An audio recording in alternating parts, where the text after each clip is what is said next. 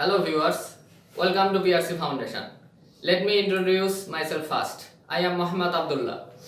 তো আজকে আমি একটি ড্রামা নিয়ে আলোচনা করব। এই ড্রামাটার নাম হচ্ছে রাইডার্স টু দ্য সি। এটা একটা ট্র্যাজিক ড্রামা এবং এটা একটা ওয়ান অ্যাক্ট প্লে। এই প্লেটাতে একটাই অ্যাক্ট আছে আর এই প্লেটাকে the most tragic one act play হিসেবে কনসিডার করা হয়ে থাকে। তো এই ড্রামাটা লিখেছেন John Millington Synge, that is J M Synge. তো জেএম সিনসের লাইফ ডিউরেশন হচ্ছে 1871 টু 1909। One second, 1871 two 1909। এই ড্রামাটাকে সম্পূর্ণভাবে রিয়েলাইজ করার জন্য কয়েকটা বিষয় সম্পর্কে আমাদের নলেজ থাকা জরুরি। তো এই বিষয়গুলো হচ্ছে background and settings of the play, তারপরে characters of the play, themes of the play etcetera. তো চলো তাহলে এখন ড্রামাটার ব্যাকগ্রাউন্ড এবং সেটিংস নিয়ে আলোচনা করা যাক। তো জন মিলিংটন সিনস ইনি একজন আইরিশ প্লে রাইট। তো ইনি এই ড্রামাটা লেখার ইন্সপাইরেশন পান ডব্লিউ.বি. ইয়েটস এর কাছ থেকে। ডব্লিউ.বি. ইয়েটস জন মিলিংটন সিনসকে বলে যে তুমি আয়ারল্যান্ডের ওয়েস্টে যে আইল্যান্ডগুলো আছে, 3টা আইল্যান্ড আছে, তো এই আইল্যান্ডগুলোকে একত্রে অ্যারান আইল্যান্ডস বলা হয়। তো তুমি এই অ্যারান আইল্যান্ডসগুলোতে যাও এবং সেখানে অবস্থান করো এবং সেখানকার মানুষদের lifestyle, customs, belief, religious belief এগুলা তুমি দেখো এবং এক্সপিরিয়েন্স নাও।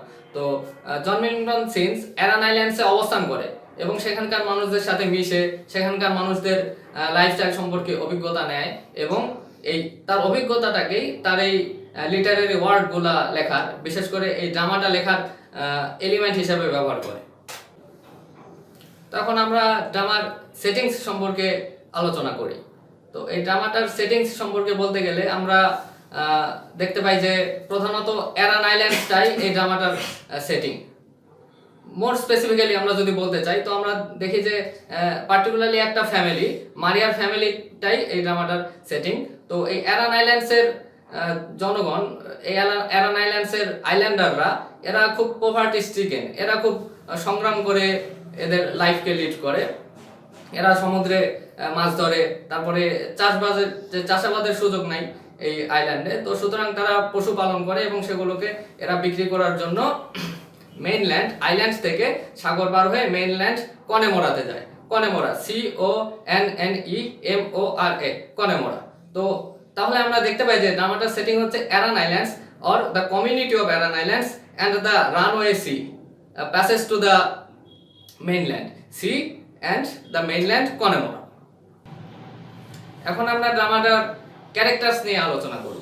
তো ড্রামার ক্যারেক্টার্সগুলা প্রথমেই আমি একটু বলে নিই। ড্রামার ক্যারেক্টার্সগুলা হচ্ছে মারিয়া, তারপরে বার্টলি, ক্যাথলিন অ্যান্ড নোরা। এই 4টা ক্যারেক্টারই দেখানো হয়েছে। যেহেতু এটা ওয়ান অ্যাক্ট প্লে, খুব অল্প সংখ্যক ক্যারেক্টারের মাধ্যমেই প্লে রাইটটা এই ট্র্যাজেডিটাকে ফুটিয়ে তুলেছেন। তো এই ড্রামাটার মোস্ট ইম্পর্টেন্ট যে প্রোটাগনিস্ট ক্যারেক্টার বা ট্র্যাজিক ক্যারেক্টার আমরা বলতে পারি, এটা হচ্ছে মারিয়া।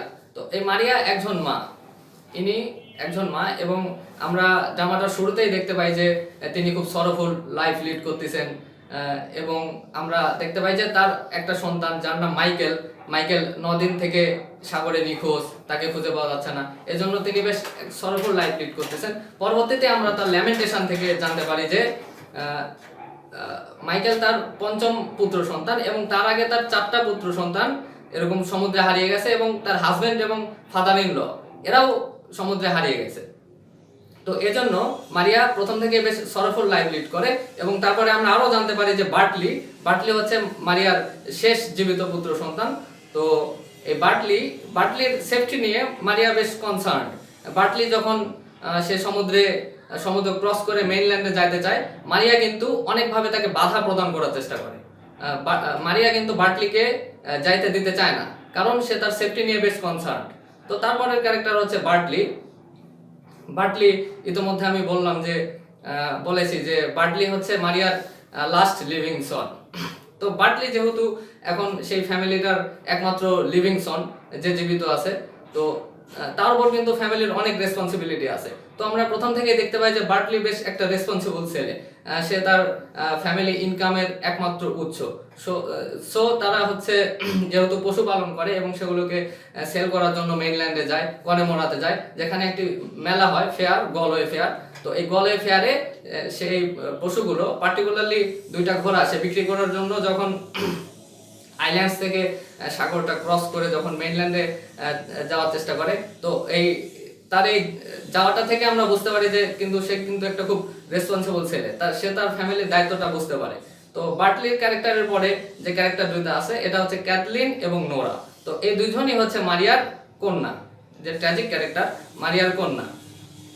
তো এই ক্যাথলিন এবং নোরা এরা হচ্ছে ড্রামাটা শুরু হয় তাদের কনভারসেশনের মাধ্যমে। তো তাদের কনভারসেশন থেকে আমরা দেখতে পাই যে তাদের ভাই মাইকেল তাকে 9 দিন থেকে খুঁজে পাওয়া যাচ্ছে না, এবং তারা কিন্তু এই প্লট স্ট্রাকচারে গুরুত্বপূর্ণ ভূমিকা পালন করে এবং গ্রিক ট্র্যাজেডির মতো কোরাসের একটা ভূমিকা পালন করে থাকে। তো ক্যারেক্টারের পরে আমরা এখন থিম নিয়ে আলোচনা করব। তো এই ড্রামাটাতে, এই ট্র্যাজেডিটাতে যে থিমগুলো দেখানো হয়েছে সেগুলো হলো fate, one of the theme is fate, and then universal motherhood of Maria, and তারপরে আরেকটা থিম আমরা দেখতে পাই সেটা হচ্ছে the struggleful life of islanders. তো এখন আমরা ফেট সম্পর্কে বলি যে শুধু এই ট্র্যাজেডি না, ক্লাসিক্যাল গ্রিক ট্র্যাজেডিগুলোতে কিন্তু ফেট একটা খুব গুরুত্বপূর্ণ ভূমিকা পালন করে। এই ট্র্যাজেডিটাতে ক্যারেক্টারসরা কিন্তু খুব ফ্যাটালিস্ট, তারা কিন্তু তাদের ভাগ্যের উপর নির্ভরশীল, তাদের ভাগ্যে যেটাই ঘটুক, তাদের জীবনে যেটাই ঘটুক, তারা কিন্তু মনে করে যে এটা আমাদের আসলে ভাগ্যেই লেখা ছিল, এটা আসলে ইনএভিটেবল। আমরা ইতিমধ্যে বলেছি যে আইল্যান্ডাররা কিন্তু খুব পভার্টি স্ট্রিকেন এবং তারা সমুদ্রে মাছ ধরে জীবিকা নির্বাহ করে, তারপরে পশুপালন করে জীবিকা নির্বাহ করে। তো এজন্য তাদের কিন্তু হরহামেশাই সমুদ্রে যাইতে হয়। তো এবং সমুদ্রে তারা যখন যায় দেখা যায় যে স্টর্মি ওয়েদারের কারণে তারা সমুদ্রে ডুবে যায় বা মারা যায়, এবং তারা কিন্তু এরকম মারা যায় এবং তারা কিন্তু এটাকে তাদের ফেট হিসেবে মেনে নেয়। তো তারপরে ফেটের পরে যে থিমটা সেটা হচ্ছে ইউনিভার্সাল মাদারহুড অফ মারিয়া, এটাকে খুব সুন্দরভাবে এই প্লেটাতে ফুটিয়ে তোলা হয়েছে। এটা কিন্তু মূলত মারিয়ার জীবনের ট্র্যাজেডি এই নাটকটাতে, এই ড্রামাটাতে দেখানো হয়েছে। তো আমরা দেখি যে মারিয়া কিন্তু আসলে ট্র্যাজেডিটা যদিও মারিয়ার জীবনের ট্র্যাজেডি, কিন্তু এটা আসলে মারিয়া কিন্তু আসলে রিপ্রেজেন্ট করে অ্যারান আইল্যান্ডসের প্রত্যেকটা মা চরিত্রকেই কিন্তু মারিয়া রিপ্রেজেন্ট করে। আমরা কিন্তু অ্যারান আইল্যান্ডসের প্রত্যেকটা ঘরে ঘরে একটা করে মারিয়া দেখতে পাবো। যদি আমরা ক্রিটিক্যালি অ্যানালাইসিস করি, আমরা অ্যারান আইল্যান্ডসের প্রতিটা ঘরে ঘরে একটা করে মারিয়া দেখতে পাবো, যারা এরকম তাদের পুত্র সন্তান বা স্বামী পুত্র এগুলোকে হারিয়ে অনেক দুঃখে জীবন কাটাচ্ছে। তো তারপরে আমরা দেখি যে মারিয়ার আত্মীয় স্বজন, তার স্বামী পুত্র যখন সমুদ্রে থাকে জীবিকা নির্বাহের তাগিদে সমুদ্র যখন ক্রস করে বা সমুদ্রে যখন মাছ ধরে, তখন কিন্তু মারিয়া বেশ একটা হচ্ছে স্লিপলেস নাইট কাটায়, সে কিন্তু নির্ঘুম রাত প্রার্থনায় কাটিয়ে দেয়। তো এগুলা কিন্তু আসলে প্রতিটা মাই তার স্বামী পুত্রের জন্য এরকম চিন্তা ভাবনা করে, অনেক ওরিডস থাকে, কনসার্ন থাকে। তো পরের থিমটা হচ্ছে the struggling life of the আইল্যান্ডার্স।